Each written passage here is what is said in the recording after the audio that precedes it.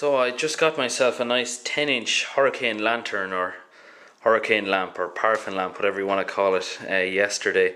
I got this in Kilrush, County Clare, in the west of Ireland, in a small old style hardware shop called Gleason's. I think it's on Henry Street. It's beside a Mambo clothes shop. So it's a nice little lantern. It was very cheap, just $6.95.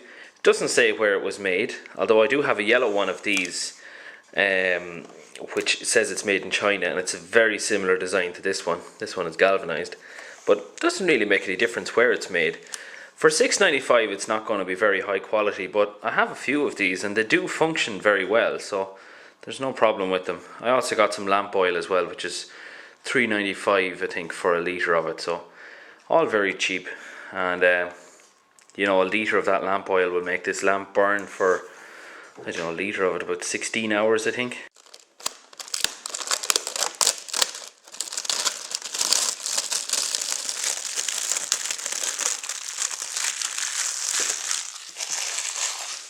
It has instructions inside.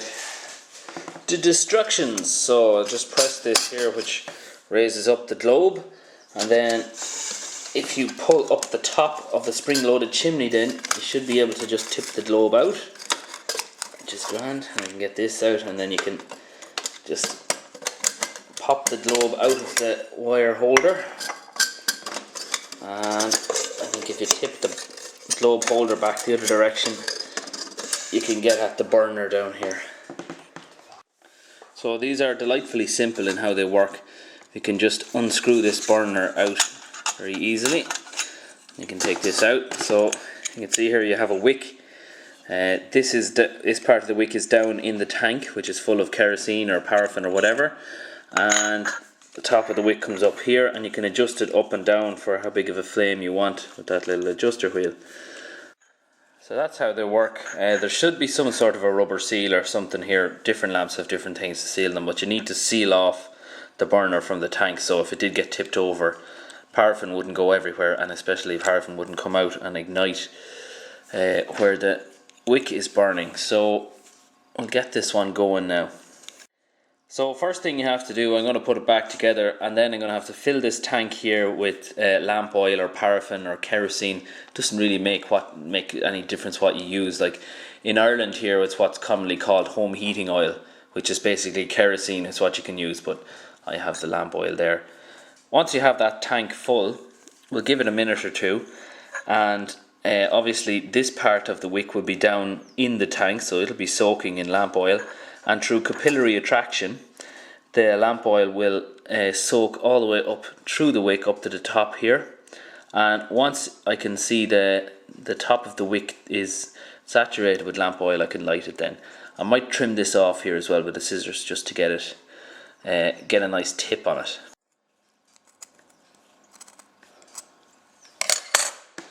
So I find if you cut them straight across and then just very gently just cut off the tips off the corners, it gives a nicer shape to the flame and just makes it burn that little bit better, because it's not going to burn very bright even though it is a lantern. The light that you get from this is fairly dismal. It's better than nothing though.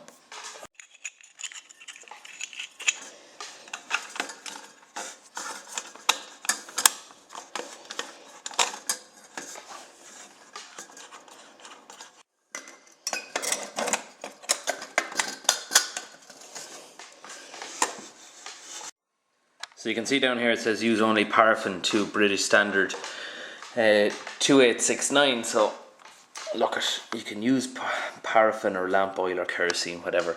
These things are not that dangerous. It's not like a pressure lamp, like a Tilly lamp or something. They're not. As long as you don't do something stupid like putting petrol into it, you'll be grand. So lamp oil is normally clear. It's about the consistency of diesel.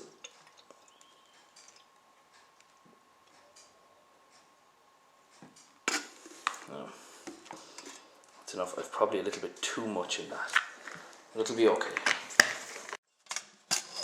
I'm going to have to watch out for now. I'm just going to have to look at this wick and wait for it to change colour. It normally only takes about 2 minutes for the paraffin or lamp oil to soak up through the wick, and you'll see it change colour. Probably not on camera, but I can see it here. Okay, so let's say we're ready for off now, so I'll just lift up the globe with the little handle, we'll light a match, and I'll stick the match in, light the wick, and then immediately I'll have to let the globe down and then turn the wick back downwards because it's going to be way too high. If you leave it up too high, two things will happen. First of all, it'll create a lot of smoke and soot, which will soot up the inside of the glass globe, which reduces the amount of light you get out.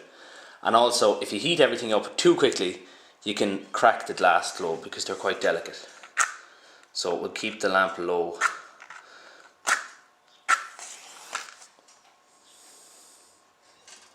Okay, she's going, match is out. Match didn't go out, wick is going down. Okay, that's a nice square kind of a flame we're getting there. The squarer you can get the flame, the wider it is obviously, and the wider the flame is, the more light it puts out. And it's kind of crucial because it doesn't put out much light anyway.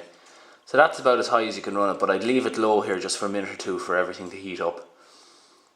Probably doesn't make any difference, but it's just something I always do with any of my lamps. Now I only put a couple of 100 millilitres, maybe 200 ml of lamp oil into the tank, but that'll burn for a good few hours. I remember going camping one time with the lamp similar size to this, and it burned all night long. It was still going when we got up at 8 o'clock in the morning. So it's heated up now because that's been going for a minute, so probably about there is as high as I would run it. Any more than that it's going to get quite smoky, but the smoke will depend on your fuel too. Now this one seems to be burning quite nice. For a small lamp, I'm surprised how big of a flame I can have on this.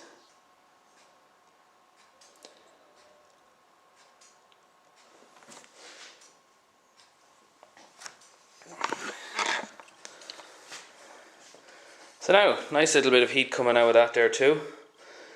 If you wanted to keep your flowers alive inside in a greenhouse, it'll probably do. Obviously it has a carry handle as well. It's daytime out now, it's the morning light, so it's hard to see how bright it is, but you could walk along like with it, you know, it's that bright, but it's hard to see anything in detail. So to turn off one of these lamps, I normally turn it way down, then rise up the globe,